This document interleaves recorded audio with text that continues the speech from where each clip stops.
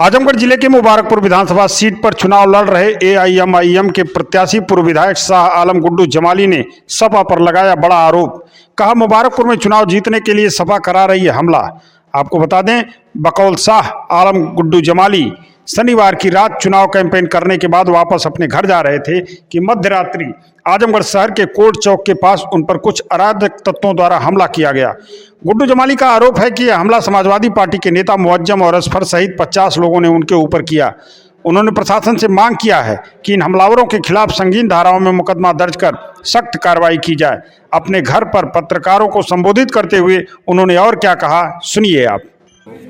कल मेरे साथ एक घटना हुई, उससे आपको अवगत कराना चाहता था।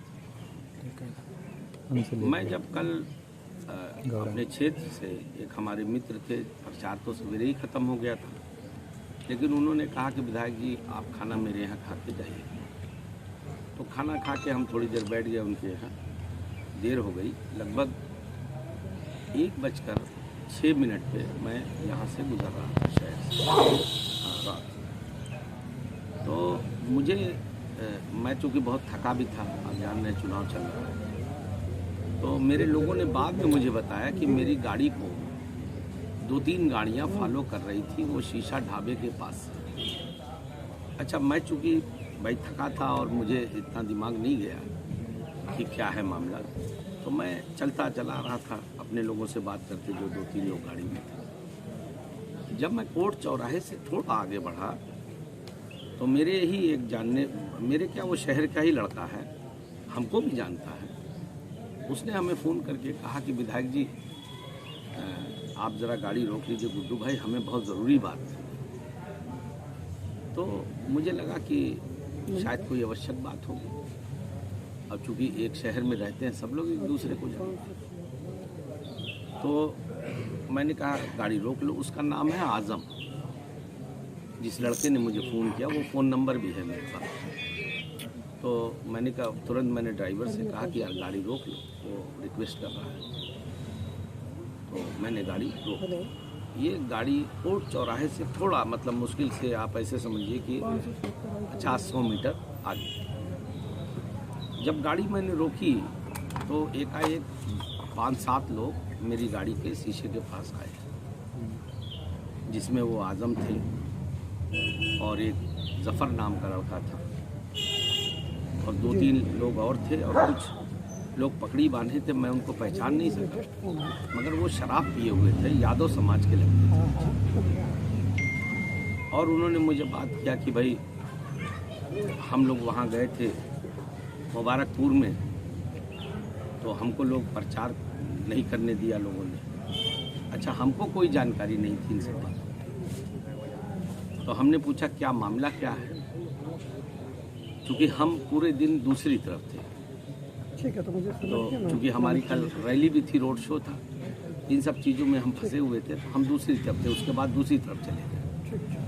तो उन्होंने कहा कि नहीं वहाँ ऐसा हुआ वैसा हुआ। अच्छा, वो शराब के बहुत नशे थे। फिर वो एक उनमें से जफ़र ने और आज़म ने, एक कोई मैं पहचान नहीं सका, वो पगड़ी बांधे हुए आदमी था, वो गाली देने लगा। एक प्रधान का नाम लेके वो गाली देने लगा, प्रधान, मगर हमसे वो बहुत मतलब वो वैसे बात कर रहा था। तो हमने कहा यार ये बताओ, तुमने हमें बोला, हम रुक गए, तुम हमसे इस तरह से क्यों बात कर रहे? तुम कहाँ गए, तुमने क्या प्रचार किया, हमको कोई जानकारी नहीं, तुम हमसे इस तरह से क्यों बात कर रहे? फिर उन्होंने एकाएक कहा कि वो गाड़ी का एक नंबर बोला, कहा वो जो झंडे वाली गाड़ी लगी है उसको मारो।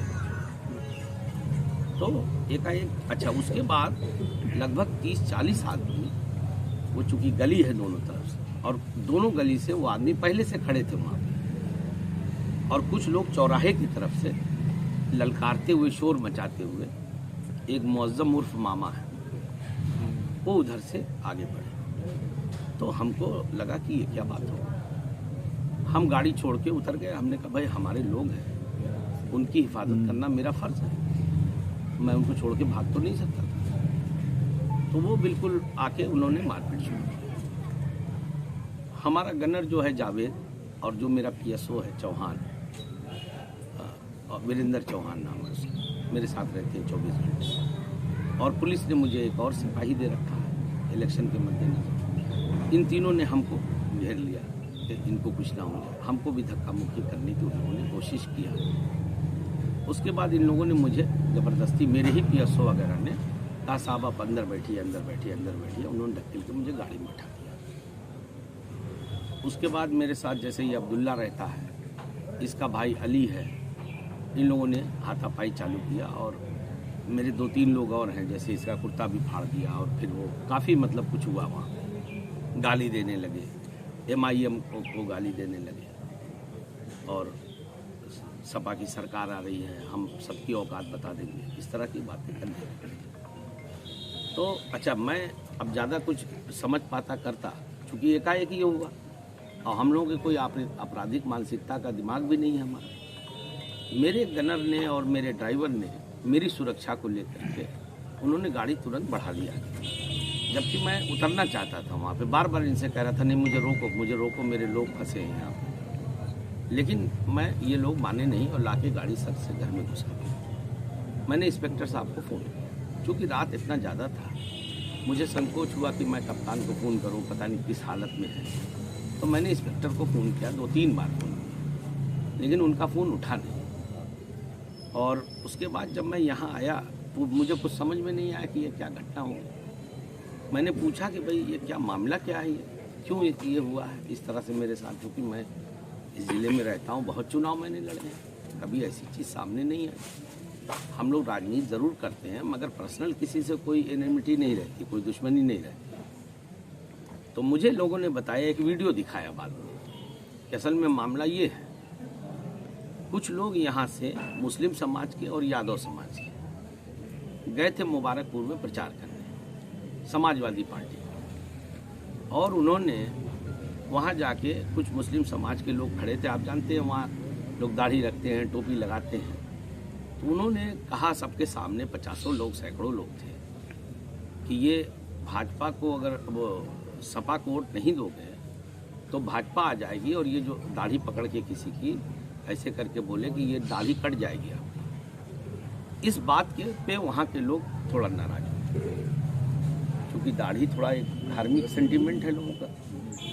कहने लगे आपने दाढ़ी कैसे पकड़ा। इतने में वहाँ कुछ भीड़ जमा हो गई। अच्छा, हम नहीं जानते वो कौन लोग हैं और ये कौन लोग थे। उसके बाद जब भीड़ इकट्ठा हो गई वहाँ पे, इन लोगों ने गलत काम किया था। तो वहाँ मुझे पता चला कि कोई अम्मार अदीबी साहब हैं सपा समाजवादी पार्टी के, उनके घर में घुस गए। तो भीड़ ने कुछ अपना कहा सुना होगा, तो वो गुस्सा यहाँ लाके हमसे निकाल रहे थे। हमको मालूम भी नहीं आप कहाँ गए, किससे आपने बात किया, वो लोग कौन थे, अभी तो बाद में जानकारी हुई हम। तो मैं इसलिए ये बात आप प्रेस के माध्यम से जनता तक ये पहुँचाना चाह रहा हूँ कि डेमोक्रेसी में, लोकतंत्र में सबको अपना काम करने का अधिकार है, अपनी बात कहने का अधिकार है।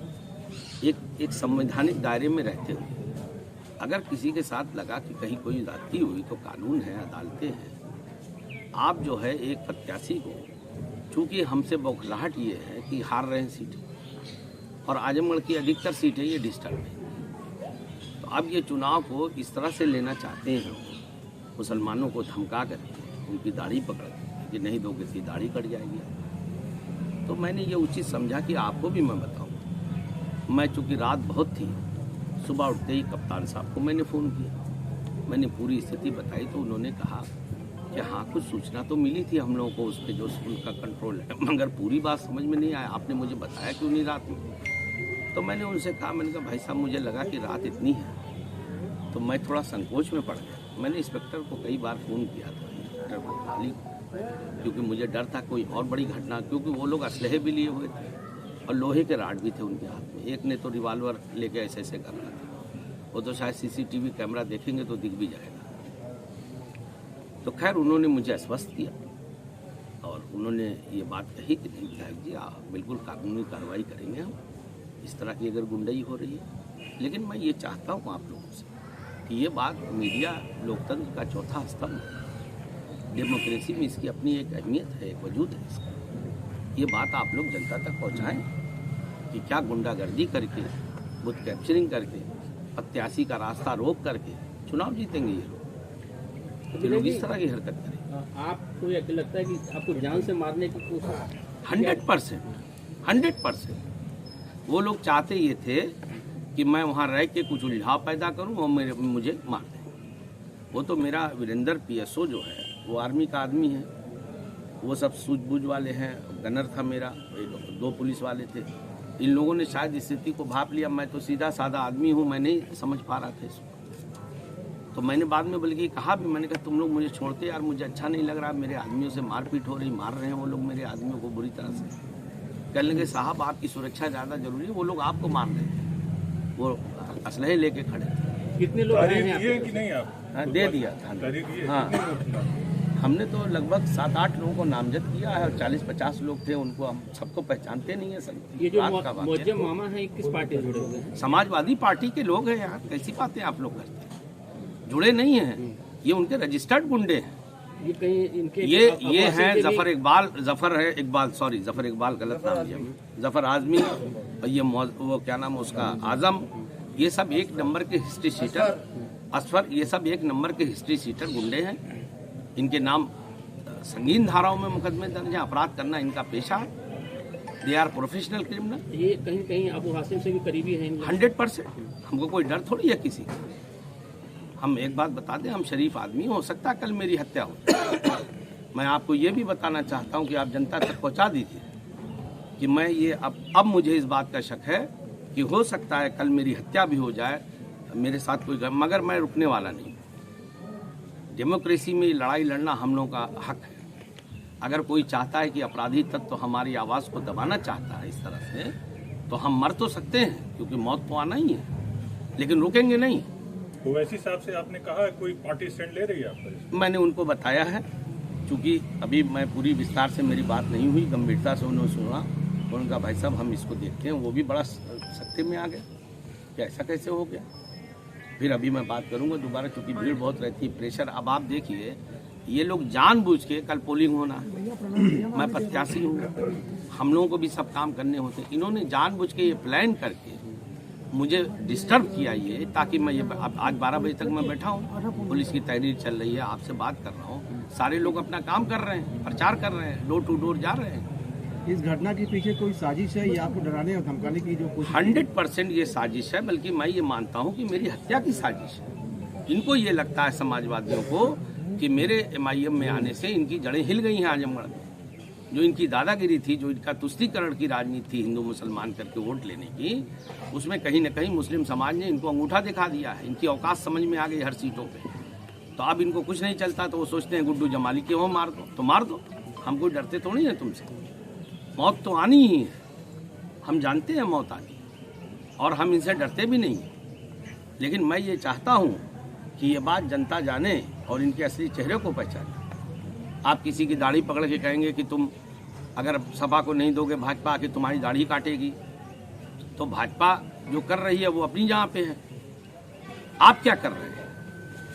आप क्या कर रहे हैं? तो मारपीट भी आपके पक्ष से कितने लोग घायल हैं? मतलब आपके भाई अब्दुल्ला से मारपीट हुई, इसके भाई से मारपीट हुई, मेरा PSO जो वीरेंद्र था उससे मारपीट हुई, 3-4 लोग और हैं। अब मैंने सबसे तो नहीं पूछा, रात बहुत हो गई थी, लेकिन ये लोग थे, मैं डिस्टर्ब था बहुत, मुझे थोड़ा धक्का भी लगा इस बात से कि यार पहले ओवैसी साहब के साथ हमला हुआ, तुमके ऊपर हमला हुआ था, फिर आपके ऊपर रात में। अब असल में ऐसा है कि जो लोग ऐसा है, जो लोग भी, इन लोगों को ये लगता है कि जो लोग चूँकि दबाने की ताकत से इस्तेमाल करके दबाने की कोशिश हो रही है, जो लोग भी समाज को, जिनकी फॉलोइंग है, जनता जिनको मानती है, पहचानती है, फॉलो करती है, जिनकी बातों को सुनती है गंभीरता से, उनकी आवाज़ को दबाने के लिए मौत का डर दिखाया जा रहा है।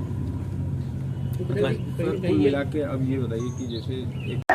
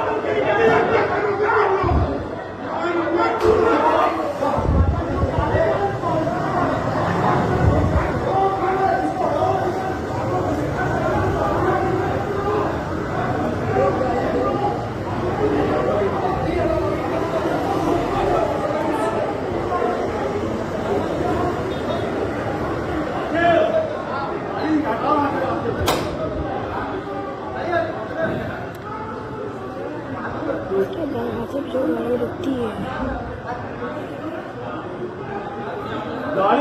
गाड़ी रास्ते